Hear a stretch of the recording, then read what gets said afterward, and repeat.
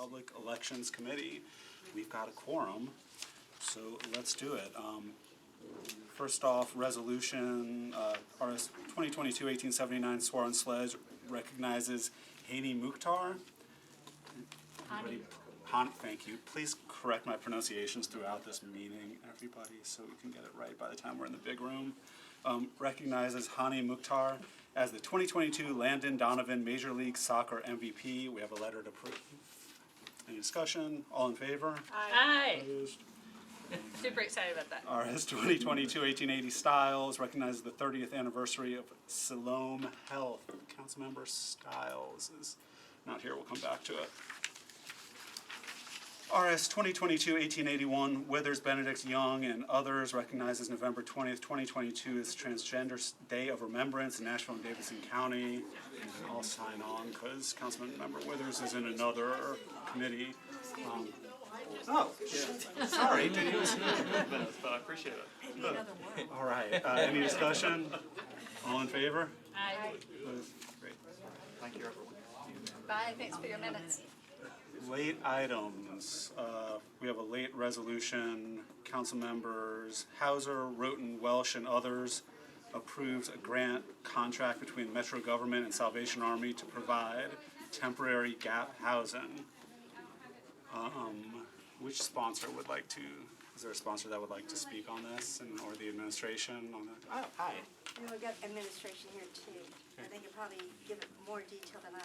The main reason this is late filed is it just has a lot of bureaucracy of Salvation Army to get all the signatures they needed in time. Gotcha. And I think it got here on the day, but not the hour. Okay. That is And correct. why? It got here on the right day, but not the right hour, and that's why it's late filed. Okay. Why does it need to go to this meeting? Because you can tell we need to get this moving on. Yes. So the urgency is just the safety concerns at that location and staff, being able to staff up to increase housing. A lot of our service providers throughout Nashville have concerns of not being able to help or assist during cold weather shelter.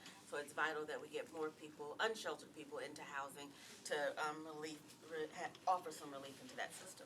Gotcha. Safety at what location? That is the 95 Wallace Road location. Okay, thank you. Does anybody have any objection? No. Okay. And then we have a late filed amendment to the resolution.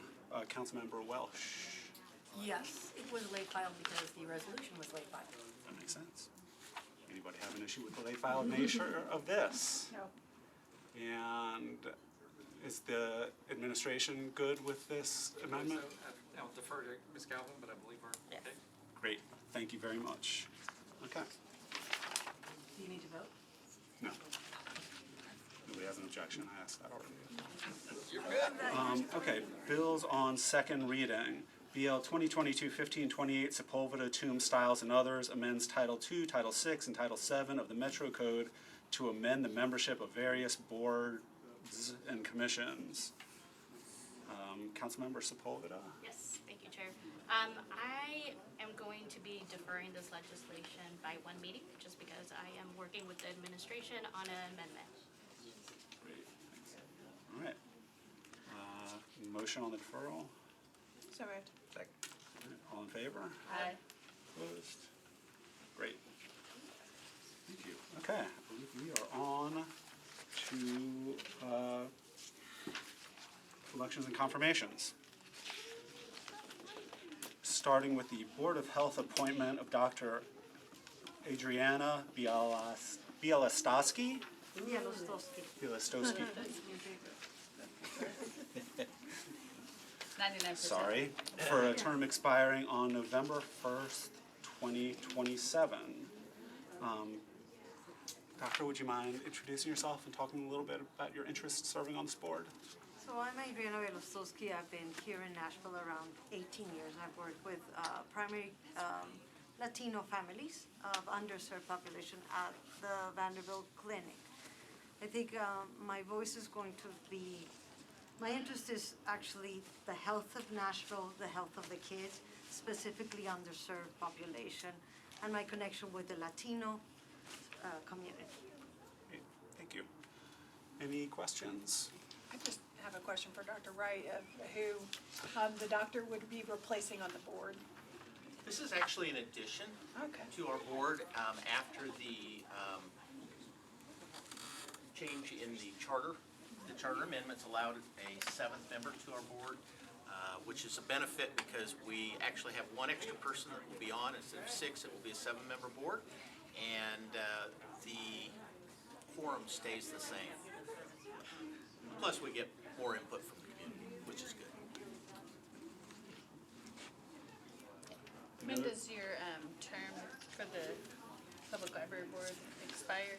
Yesterday, or something around. I think Oh, you've already fulfilled it. I know I had to, sorry, the question is, I had to resign to it.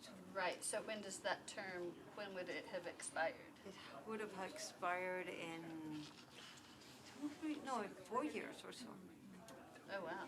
Yeah, So you just got renewed on that one? exactly. Okay, I understand, thank you. And who was your council member? Henderson. Great. Any other questions? All right, all in favor? Aye. Opposed? Thank you very much. Let's start with you. Thanks. Oh, sure. Next up, we have the short-term rental appeals board reappointment of Mr. Phil Cabucci. You're welcome. Thanks for volunteering to serve. Is he in here? Thanks, Mike. Tom, Because I'm dying to know if I pronounced that right. Even though we communicated with him twice this week, and he indicated he'd be here, for whatever reason, and I haven't heard from him, so he's not here at the moment. Okay, Maybe see we if he can shows put up him by the back time to we the get to the last bottom. agenda, see if he shows up. Sure.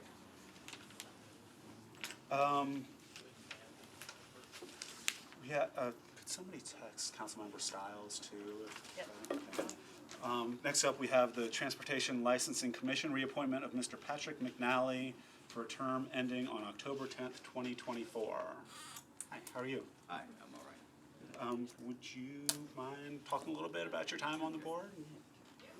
I'm probably the second longest member on the board, I think, right now, assuming I get reappointed. My name is Pat McNally. I've lived in Nashville since 1986. And I've said this a couple times, but I still mean it today. The reason I want to be on this commission, and the reason I asked Mayor Dean when he did appoint me was Nashville's been really good to my family. It's given me an opportunity to make a living, to raise 2 wonderful kids. My wife here is with me. She's been with me at every one of these meetings. It's our home, and it's been a wonderful place for us to have a family, and I wanted to give back. And I was in a spot at that time where I had some time, and Carl was kind enough to recommend me for this, and I've been happy to serve. I've made a very, very, very good friend with Mr. Fields.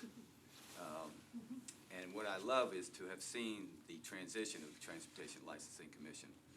When I started, we dealt with 3 things primarily: wreckers, cab drivers, and horse-drawn carriages. And that was the most controversial one. Today, I've gone through Uber, Lyft, to where we were regulating them to watch them then get taken away from us. I've gone through the scooters. Today we have the transport entertainment issues going on. And I think my experience is helpful at this particular time when we have these issues before our commission.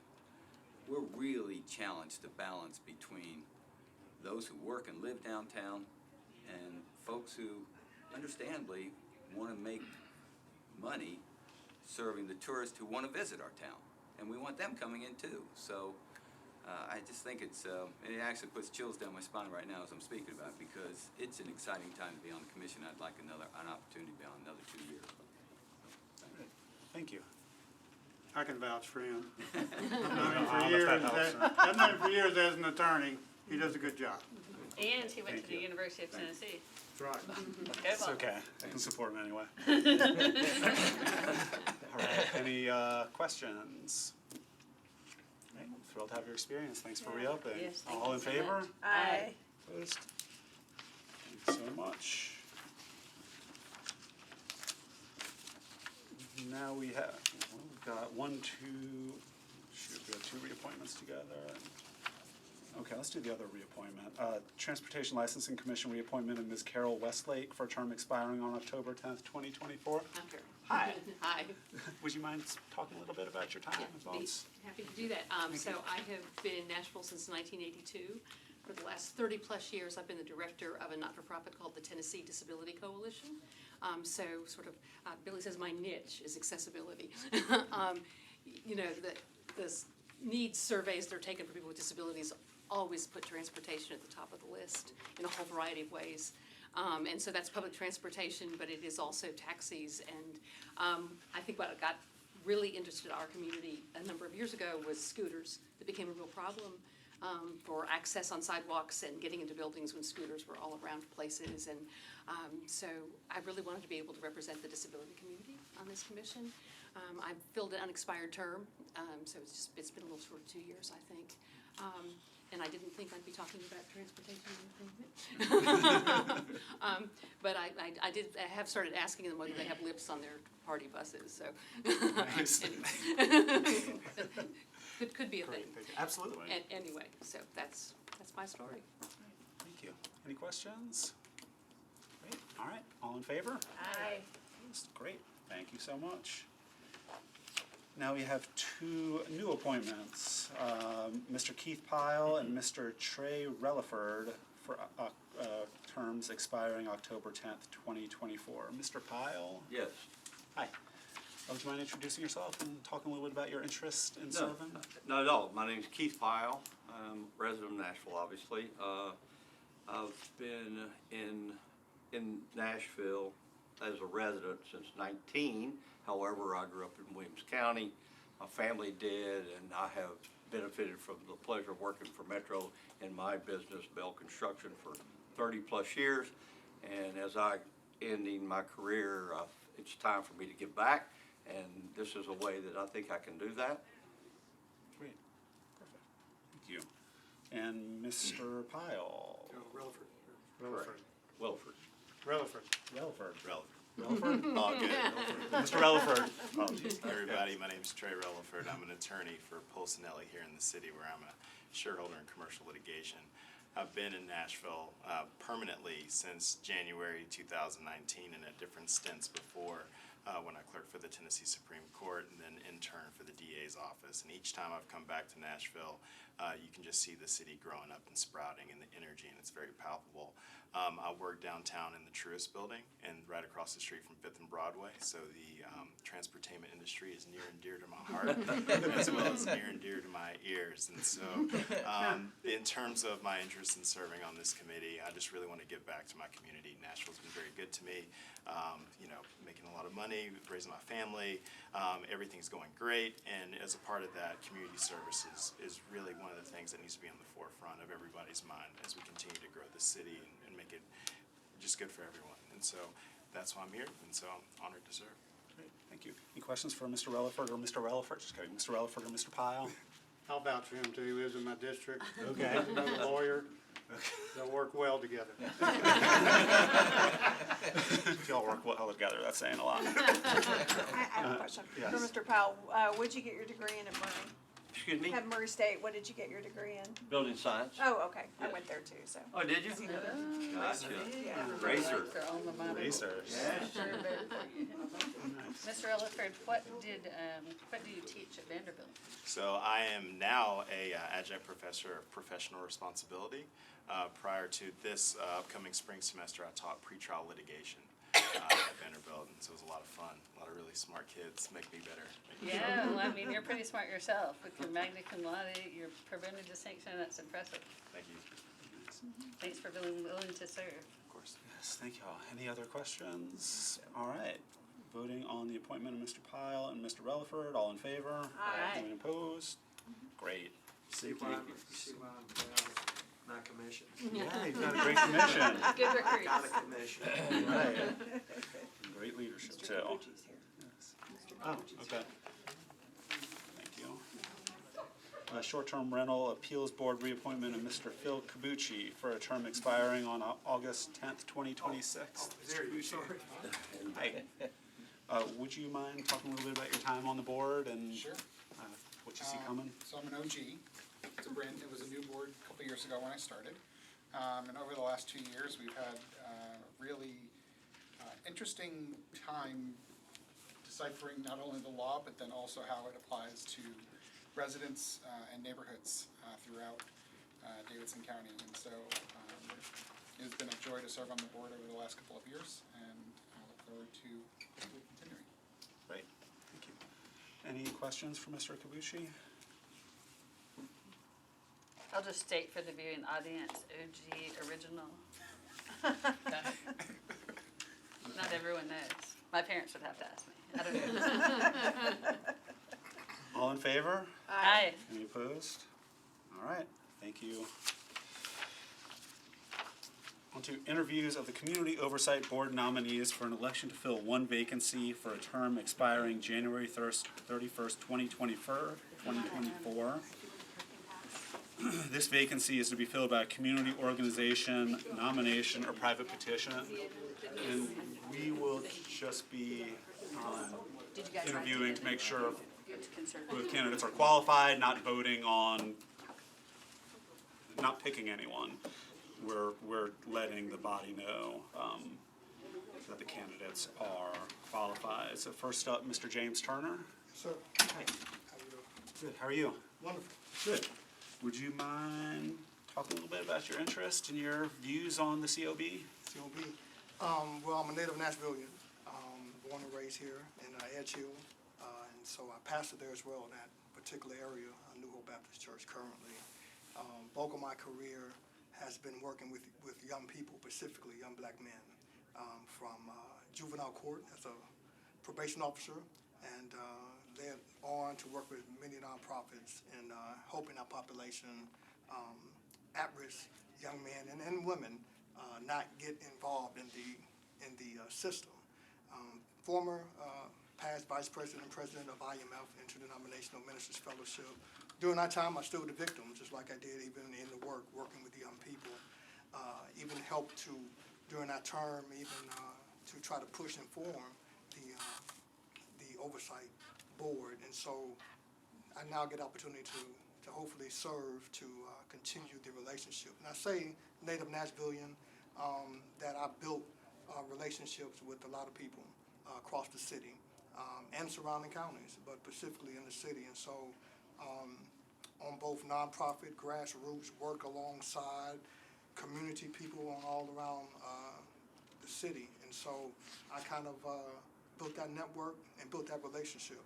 And so I think in this time of tension, I believe, between the police department and black and brown communities and those that are impoverished and others in the city, I hope to bridge that gap, to bridge a relationship, but most importantly, hold persons accountable. We know we have these issues. We know we have recent shootings. So to be a part of this board, to bring an unbiased voice, to hopefully bring some transparency from the police, and have this type of forum and have a trusted voice to sit on the board, so that those from young to old, no matter what color, no matter your background, gender, whatever, we have a trusted voice here to speak on the people's behalf. And I've been doing that for a long time here in the city, and will continue to do that.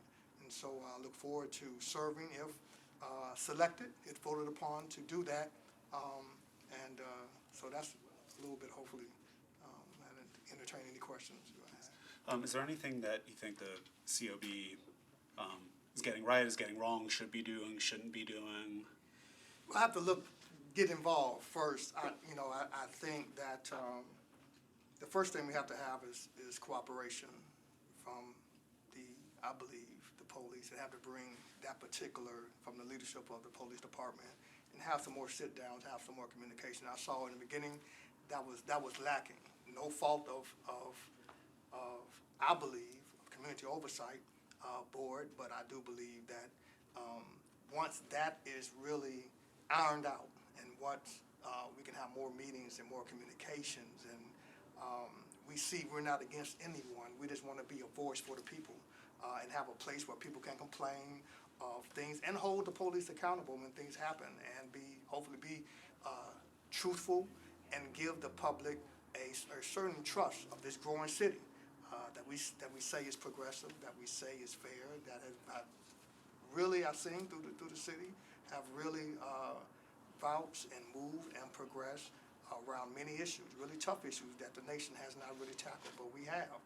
But this is one of the little things that we have to deal with now that I believe that we have to, especially during this time more so, to really bring that tension down, have a good relationship with the community and with the police department, and hopefully people can see the value, the city can see the value, the police can see the value in holding people accountable and issuing the truth and having some true investigation in that.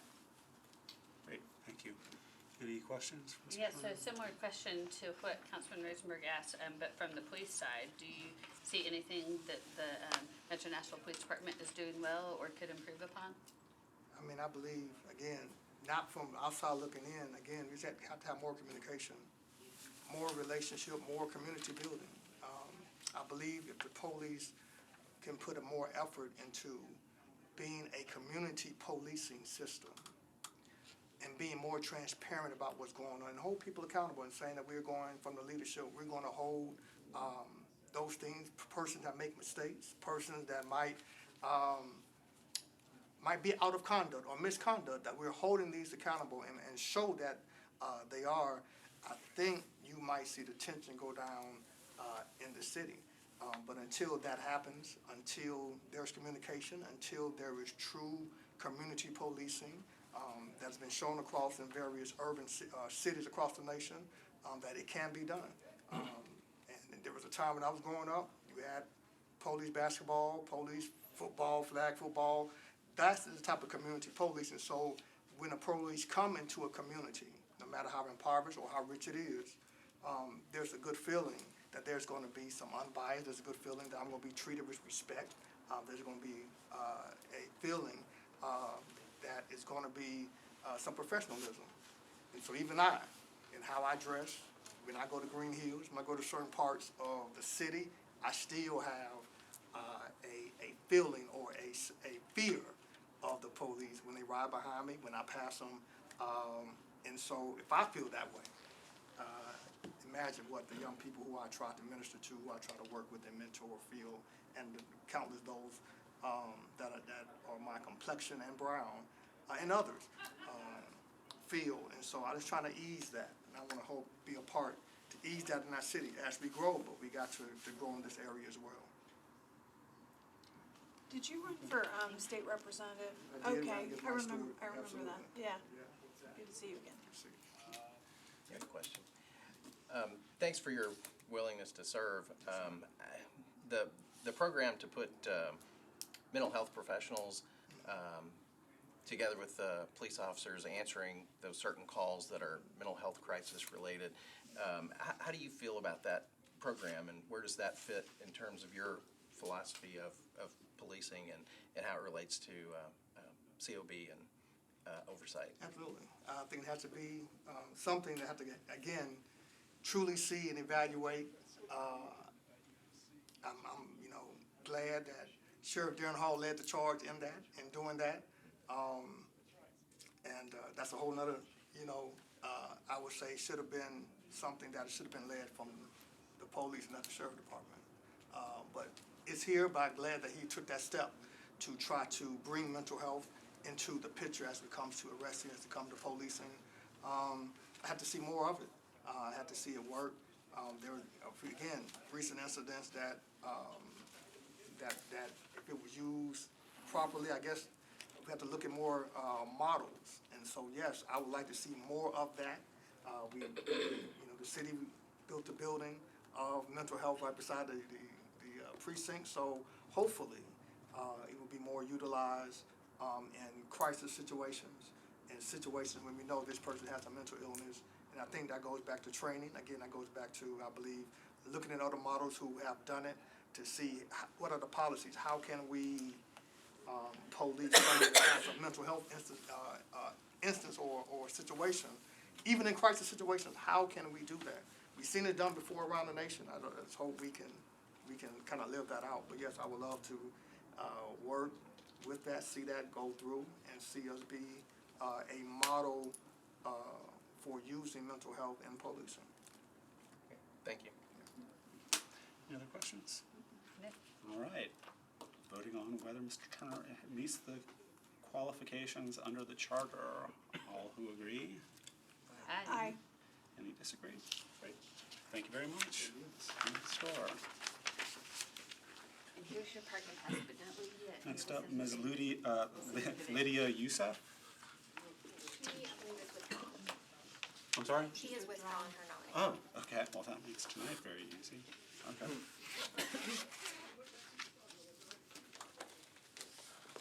Okay. I think that's everything. Just for what it's worth, I'm kind of uncomfortable with the fact that we had an all-white committee interviewing candidates for the COB in particular, and I hope that that doesn't happen again in the future. Anything else before we? But we don't have an all-white committee, it's just that all-white. I'm not criticizing Attendance I'm not right now. criticizing the way the committee was composed. Yeah. It's just uncomfortable. Yeah. Anything else before we adjourn? All right. Thank you. That is, maybe we should work on deconflicting some of those